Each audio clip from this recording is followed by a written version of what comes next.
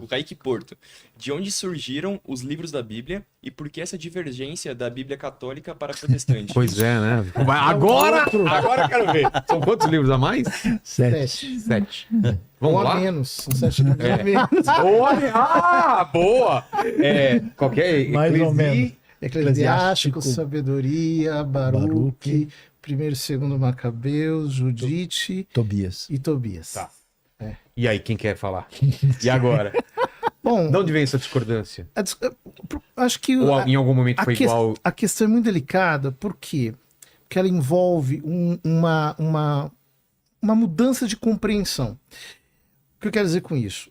Nos primeiros séculos, a igreja não estava preocupada com a questão do cânon, tanto quanto na modernidade. Cânon é ter uma coisa padronizada. É isso? Cânon significa o conjunto de livros considerados inspirados. Ah, tá. Né? Então, a igreja não estava tão preocupada com isso. E por quê? Porque a fé apostólica era verificada nas igrejas apostólicas, como Santo Irineu, no Adversus Hereses, explica. Quer saber a fé ortodoxa? Vai lá na igreja dos apóstolos. Sim. E tudo era muito claro, né? No sentido assim, de que você tem lá um bispo, uma associação apostólica, uma igreja a qual se remete, uma primazia estabelecida e assim por diante. A primeira vez que a igreja vai falar de cânon é por provocação de Marcião. Século II. Marcião vai estabelecer um cânon reduzido, acho que parte de São Lucas, sem o Velho Testamento. Tudo que é judaico tinha que ser extirpado. Exatamente. No ano 140. Isso. A igreja vai estabelecer uma espécie de protocânon. Depois vão acontecer concílios regionais, por exemplo, de Cartago, 397, né? o de Roma, que eles são, apesar de serem locais, eles foram ratificados pelo Papa e, portanto, eles ganham a marca de magistério universal. Ali já se estabelecem já se estabelecem cânons, no sentido de que o cânon, a ideia de cânon está se fortalecendo. Porém, há alguns livros, por exemplo, do cânon do Novo Testamento, que eles vão ser definidos muito tardiamente. Por exemplo, o Epístola aos Hebreus. Há comunidades que não recepcionavam como canônicas. Os antilegômena, né? Ou, por exemplo, 2 Pedro tem dificuldades, a carta de Judas, alguns não consideravam, ao contrário, Pastor de Hermas, algumas comunidades consideravam canônicos. Clemente de Roma. Os escritos de Clemente, de Inácio de Antioquia. Ou seja, isso chega, digamos assim, a um certo consenso no século V. Aí São Jerônimo faz a tradução da Vulgata. No 4, né? Século IV. quarto, O Tatanásio, desculpa. através do Tatanásio. Ah, sim, São Tatanásio. Tatanásio. Depois, o São Jerônimo, ele faz a versão Vulgata. Tinha uma Vetus Vulgata. A Ítala, né? A Ítala. Depois ele faz a primeira versão da Vulgata, que é a tradução dos 70. Depois ele vai para Israel. Belém. E em Belém ele faz a tradução direta dos manuscritos hebraicos. Ali ele entra um pouco, digamos assim, na ideia de, não, o cânon judeu. O problema é que o cânon judeu também foi tardiamente fechado. A gente identifica, digamos assim, discussões sobre canonicidade até o século VI, VII, entre os judeus. Ou seja, é uma questão que ela foi sendo muito lentamente estabelecida. São Jerônimo, por exemplo, na introdução dele ao livro de Tobias, ele diz assim: eu preferia agradar aos bispos que aos fariseus. No sentido de que, meio contra a vontade, vamos colocar. Ele colocou lá os deuterocanônicos, como nós chamamos, né?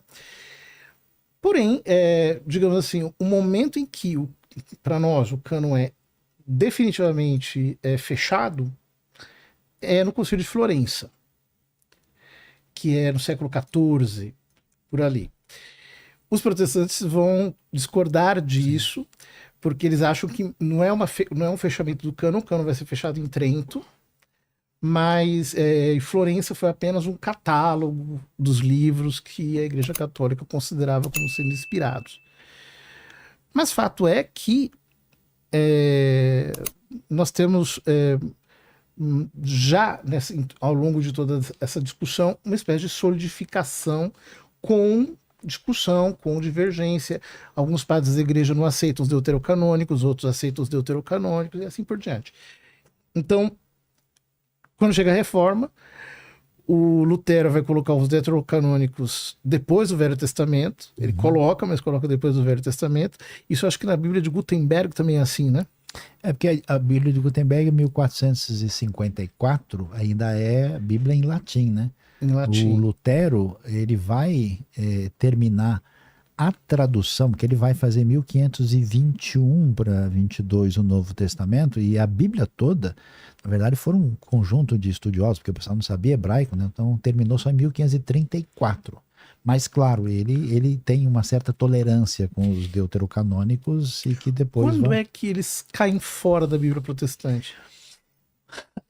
Nesse contexto do desencontro do século XVI, na ocasião, porque Trento termina em 1546, nesse período já começa-se a suspeitar por causa da ideia principal de que algumas práticas que a tradição protestante vai questionar, que elas poderiam estar fundamentadas nesses deuterocanônicos. Que é interessante. Ou seja, você tem uma ortodoxia que... reativa. Claramente reativa. Até porque os caminhos daquela época estavam complicados. Não, eu digo isso porque eu acho que o critério para estabelecer a canonicidade nos primeiros séculos era uma proto-ortodoxia pela qual se reconhecia a doutrina reta naqueles textos. Depois, nós vamos ter mais ou menos isso na época, quando Lutero traduz a Bíblia para o alemão. Tanto é que ele não vai querer a Epístola de Tiago. Ele tem um tempo mas daí ele acaba entrando. Vai fazer interpolação lá na carta aos Romanos. Não, na carta aos Efésios ele faz uma interpolação lá de somente, que não está lá. E acho que ele não gostava do Apocalipse também. Calvino não gostava do Apocalipse. Não, né? Calvino fez o comentário de todo o Novo Testamento, mas não fez do Apocalipse. E disse que não iria fazer. Então, aí a discussão é se ele não se sentiu capaz de fazer ou se de fato a coisa não deu tempo em função de tudo que ele viveu. Mas assim, acho que a questão fundamental que está aqui, nesse sentido, a ideia é, primeiro, esses escritos, eles têm uma fonte de autoridade. Eles não são escritos religiosos comuns, são tidos como inspirados e normativos. São referências, são escritura sagrada. E aí, a origem deles. Então, esses escritos, ele vem de quem? Dos profetas do Antigo Testamento, das pessoas inspiradas por Deus. E os escritos do Novo Testamento, a discussão é se eles têm origem apostólica. Essa que é a questão. A base fundamental. E mesmo que ele não seja apostólico direto, ele é apostólico indireto. Marcos, por exemplo, não é apóstolo, mas ele está sob Lucas. Sob Pedro. Lucas, sob Paulo. Hebreus, capítulo 2, verso 3, dá a impressão de um cristão de segunda geração, aí sob alguma supervisão apostólica. Alguns dizem que foi Apolo, mas eu acho que também não se sustenta muito isso. É uma possibilidade. Lutero achava que tinha sido Apolo, né? E hoje alguns estão dizendo que talvez seja Lucas. É difícil, porque o perfil alexandrino também do texto é muito... O grego é muito alexandrino em Hebreus, muito típico, né? Agora, a ideia... Apesar dessas discussões, a maioria dos livros, eles foram percebidos logo quando você passa do segundo para o terceiro século, a maioria das igrejas, que essa é outra questão. Existe um reconhecimento dos livros, eles passam a ser copiados e multiplicados, né, com bastante intensidade.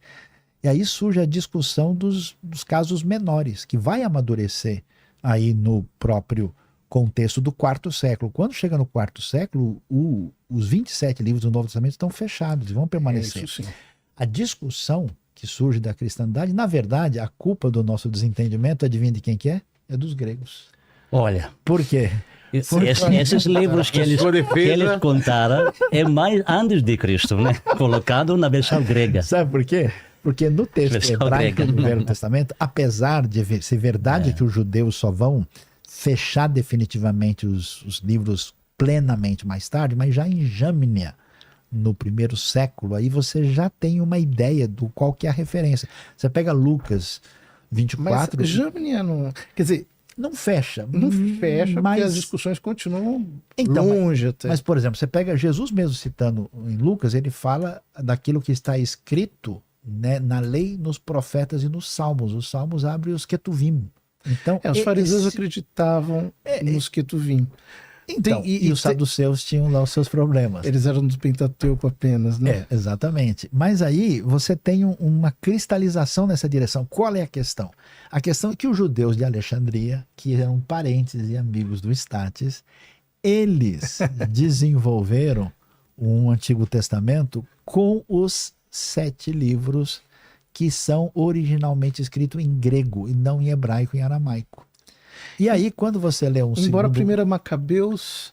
Então, Macabeus... É uma discussão aqui. Há uma discussão... Se a original seria grego, e o eclesiástico também. Tudo bem, aí até o Novo Testamento entra nessa discussão, mas a questão é que o Macabeus termina dizendo o seguinte: olha, eu fiz o possível para escrever bem aqui o que eu fiz, e se tiver bom, tudo bem, se não, foi o que eu pude fazer. Então, quer dizer, esses elementos trouxeram um ponto de interrogação, né? Agora, os livros... Só que, por exemplo, Paulo, na segunda aos Coríntios, meio que ele olha, aquilo que eu escrevi na primeira... Ele dá meio que uma suavizada... por causa da maneira como ele pegou pesado na primeira. É um pouquinho diferente do Macabeus. Mas eu digo, quer dizer, o critério, ele precisa ser único. Mas não só isso, né? Eu digo, porque o que Paulo fala sobre o incestuoso de Coríntios na primeira carta, capítulo 5, pesado. Muito pesado. E depois ele chega e fala assim, veja bem, mas que sem jeito. Os coríntios levam puxão de orelha o tempo todo, porque também, né? Olha o nome, Coríntios. Coríntios 2. Mas então, aí esses 7 livros, não é que eles são livros ruins, ou errados, ou problemáticos, eles só não são considerados pela tradição judaica e protestante como inspirados para ser escritura. Era aceitável da igreja primitiva, isso que é ainda melhor. E aí porque, na verdade, mesmo que os livros do Novo Testamento foram escritos em grego, as citações que os evangelistas Paulo fazem, boa parte vem dessa versão grega, porque o evangelho vai agora para fora, né, no contexto do mundo grego, né? Principalmente Hebreus. Mas, por exemplo, né? O livro de Hebreus, quem escreveu agora, nós sabemos, vai para os hebreus, não os judeus da religião, os hebreus de Jerusalém, da Judeia, a maioria, não, quase tudo é grego ali. É do contexto dessa versão grega antes de Cristo, que não temos nada uma suspeita sobre Cristo. E por isso os livros esses são lidos na época de Jesus, através das sinagogas da diáspora judaica, né, no continente grego, Ásia Menor. Esse é o texto grego, né? O interessante é que, por exemplo, nós temos doutrinas fundamentais.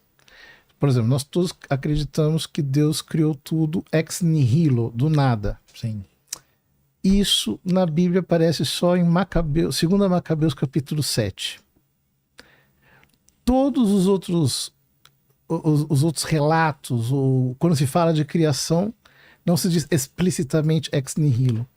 Ou, por exemplo, o prólogo de São João, ele explicitamente, o evangelista utilizou sabedoria, Baruch 3, sabedoria 7, Baruch 3, e Eclesiástico, acho que 24, na composição. Chega nos etíopes, né? Com Enoque e assim por diante. Aí a coisa vai... Não, mas é interessante porque Judas cita Enoque, cita a ascensão de Moisés. Exatamente. Porém, tanto Enoque como a ascensão de Moisés nunca foram considerados canônicos pela igreja. Então, mas na Etiópia né? Enoque é. Os etíopes ficaram lá isoladinhos ali, né? E desenvolveram um cânon um pouquinho maior do que os nossos. Um pouquinho mais ampliado aí, já conseguiram ir mais longe aí. Então. Fala, Bigodá.